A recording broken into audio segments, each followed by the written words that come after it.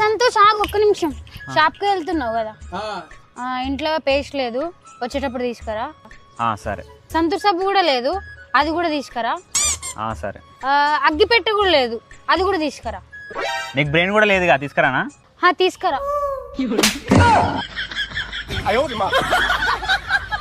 సరే సరే ఉంటాను, మళ్ళీ కాల్ చేస్తాను. అమ్మగారు టీ తీసుకోండి.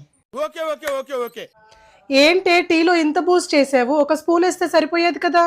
ఇంత బూస్ట్ చేసుకుంటూ వెళ్తే డబ్బా వారం రోజుల కంటే ఎక్కువ రాదే. సారీ అమ్మగారు, కప్పు మారిపోయింది, నా కప్పు మీకు వచ్చింది. నేను ఒక్కదాన్ని ఫంక్షన్ కి వెళ్ళనంటే నువ్వు వెళ్ళమన్నావు. ఇప్పుడు ఏమైంది? ఎవరేమైనా అన్నారా? అందరూ నన్ను మీరు ఏ కాలేజు అని అంటే సమాధానం చెప్పలేకపోయానండి.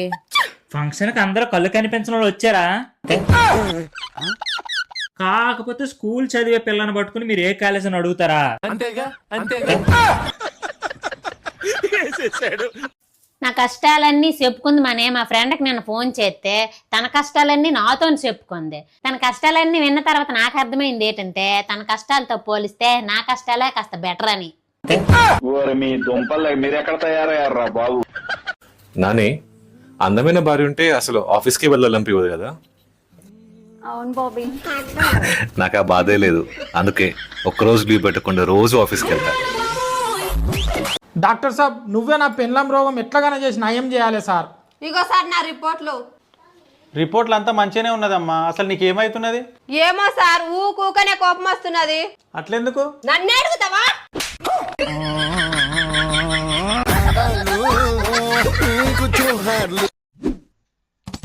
ఆధార్ కార్డు దొరికింది, ఆన్లైన్ లో అప్లై చేసుకోవడానికి వెళ్ళిపోవాలి.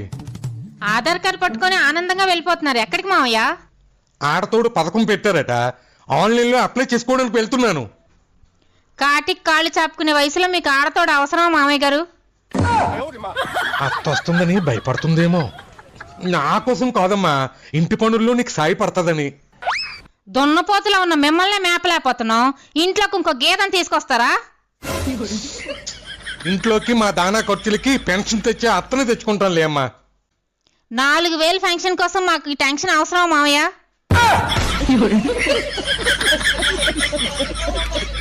నేను వచ్చే జన్మలో కూడా ఇదే ఇంటికి కోడలుగా వస్తా. నేను ఇదే జన్మలో ఇల్లు అమ్మేస్తా. దానికన్నా ఆన్సర్ చెప్పు, లేదా లేదు తంతాను. చెప్పాన్సరు చెప్పురావి, సమాధానం చెప్పు. మరి నువ్వేం చేసావు ఏంటన్నది, ఎవరేం చేశారు నువ్వు మాట్లాడుతున్నాయి కదా, ఎవరికైనా న్యాయం తెలిసేది. రవి నువ్వు మాట్లాడదు, నేను కొడతాను. రవి చెప్తున్నా, బుర్ర మంటలో చెప్తున్నా, నాకు సమాధానం చెప్పు. ఇంట్లో చెప్పావు కదా నాకు. నువ్వు వాళ్ళు చేసారని నేను అమ్మాయికి చెప్పు. చెప్పు, తాగలట్టవా లేకపోతే ఇష్టపూర్వకంగా చేసుకుని చచ్చావో అది ఏదో చెప్పు. నువ్వేదో సమాధానం ఎక్కడ కూర్చోనంటావు. అలా చేసారా? నాకు ఎలా ఉంటుంది అంటే మ్యాన్లు టప టప హే సంతోష్, హే నువ్వా? ఒక ఆయిల్ ప్యాకెట్ ఇవ్వవా? ఇదిగో. ఎంత? నార్మల్ గా అందరికైతే 150, కానీ అందమైన అమ్మాయిలకి 50 రూపాయలకే ఇస్తున్నా. అందమైన ప్రేమరాణి ఉత్తరాలలో పిచ్చి రాతలైన కవితలోనులే. అయ్యో నీకు కాదు, నేను చెప్పింది అందమైన అమ్మాయిలకి. ఎవర్రా ఇక్కడ ఈ చికెన్ కొట్టింది? ఎవరు అనుకున్నారా నన్ను? ఇందులో ఒక లెగ్ పీస్ అన్న ఉందంట్రా. సారీ సార్, నేను జరిగిన బైక్ యాక్సిడెంట్ లో పాపం తను 2 కాళ్ళు పోగొట్టుకుంది.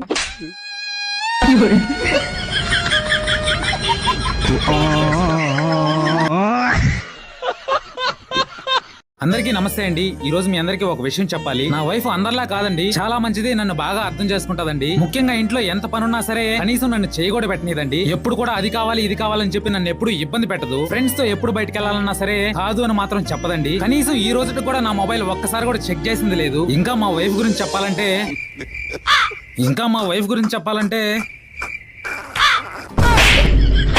రాసిచ్చి దొక్క పేపరేగా కనీసం అది కూడా నేర్చుకో చెప్పలేవా?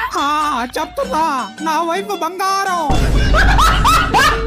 మీ హస్బెండ్ పేరు అడుగుతా. మా హస్బెండ్ పేరా? ఫస్ట్ ఆయన పేరా? ఫస్ట్ ఆయనే హస్బెండ్, ఈయన హస్బెండ్ కాదు.